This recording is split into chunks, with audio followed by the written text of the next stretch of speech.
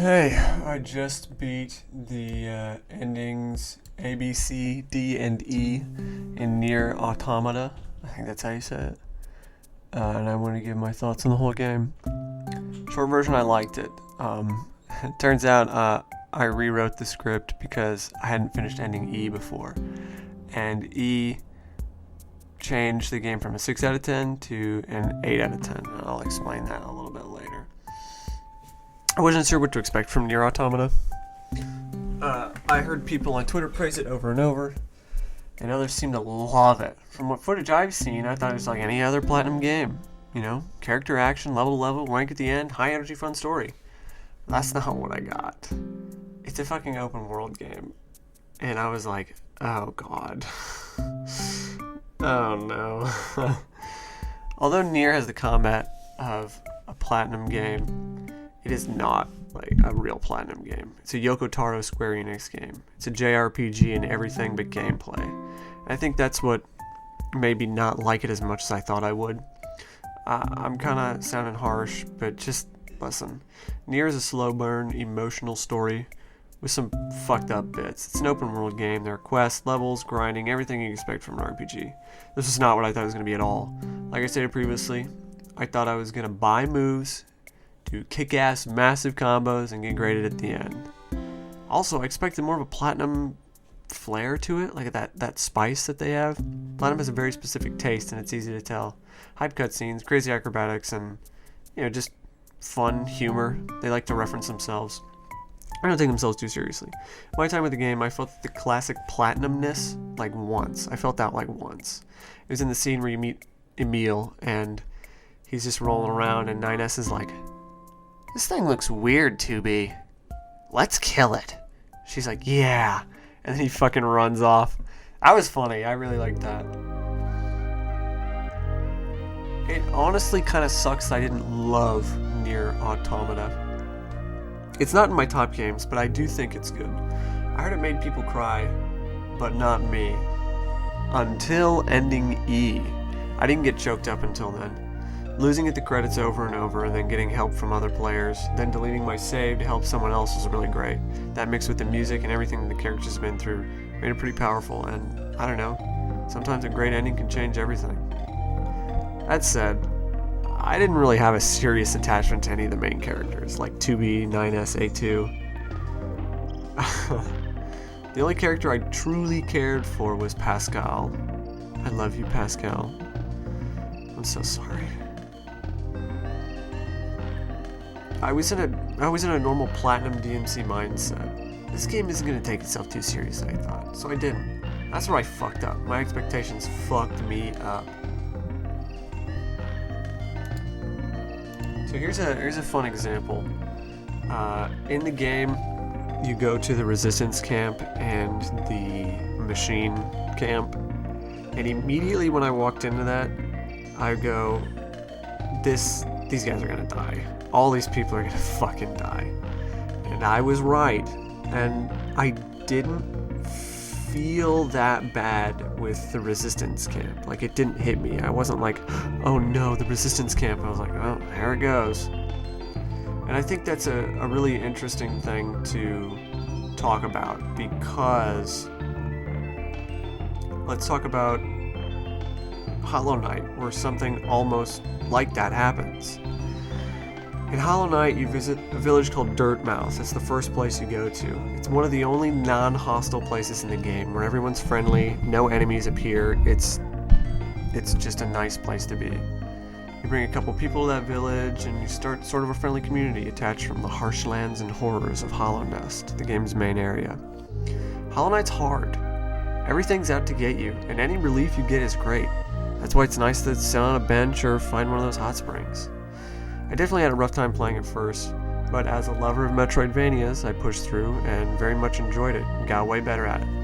Later in the game, after traveling to the deepest part of the map, I decided to head back up to Dirtmouth. As I got closer to the game's first area, I noticed something. There was an orange mist coming from the threshold to that first area. I thought, this is weird. I cautiously moved forward. To my horror, The entire first area had changed. It was covered in the orange bulbs of the infection, making everyone in Hollow Nest attack you. The enemies had become stronger, grotesquely covered in these wet, bulbous sacs spewing orange liquid. The music was incredibly sinister, and the name of the area appeared. Infected Crossroads. Oh God, I panicked. Oh no, no, no, no, no, no, no. I rushed to Dirtmouth as fast as I could. Could the one safe area be compromised? Could the only respite in this harsh land be gone? Could the people and friends I had made deep connections with all turn into mindless killing machines? It had happened before with a friendly crystal miner. It could happen again. As I reached Dirtmouth, I let out a sigh of relief. The infection hadn't got to Dirtmouth. It never gets to Dirtmouth. I ran to the bench in the middle of the village and just sat there, recovering, knowing that everyone and everything was safe. I knew nothing about Hollow Knight beforehand. I had no expectations of the game. That was a natural reaction that the game didn't even force on me. There were no signs that was going to happen. I didn't have to save anyone and bring them there. I didn't have to talk to anyone. It was my choice to do so. I made these connections naturally. And that's why that moment hit me so hard. And with the resistance camp in Nier, it just didn't do that for me. You meet with the resistance camp a lot. It's the go-to war point. The game makes you go there and talk to its residents multiple times. Later in the game, they all die. But not really, since only the NPCs who you couldn't talk to or had one line of dialogue disappear. The rest are still there. The game forced me to make a connection with these people of the resistance camp. I knew right from the beginning that it would fall. But what makes the impact less is that the resistance leader is still there. So are the shops. The main reasons why you'd want to go back to the resistance camp are still there. So really, the camp getting people killed had no real meaning. I'd say the same for the machine camp, but I actually felt for them.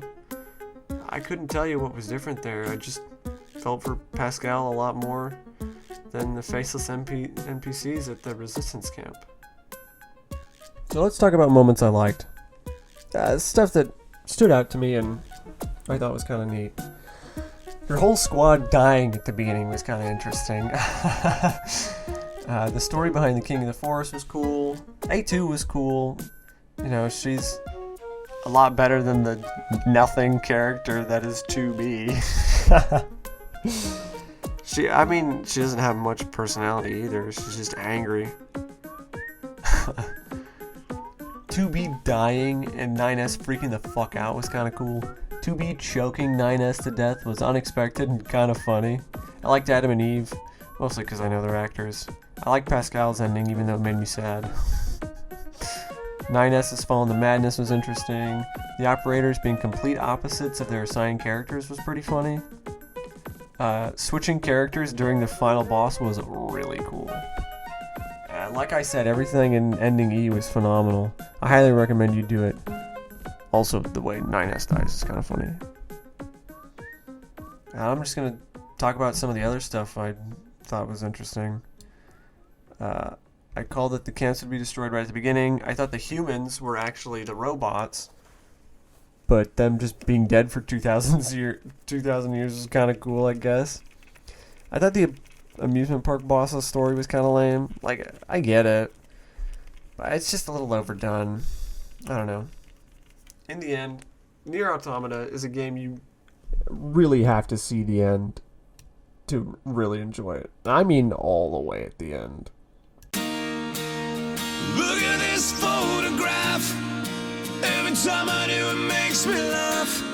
How did our eyes get so red? And what the hell is on Joey's head? This is where I grew up. I think the president owner fixed it up. I never knew we ever went without. The second floor is hot for sneaking out. And this is where I went to school. Most of the time had better things to do. Criminal record says I've broken twice. I must have done it half a dozen times. I wonder if it's too late. Should I go back and try to graduate? Life's better now than it was back them I wouldn't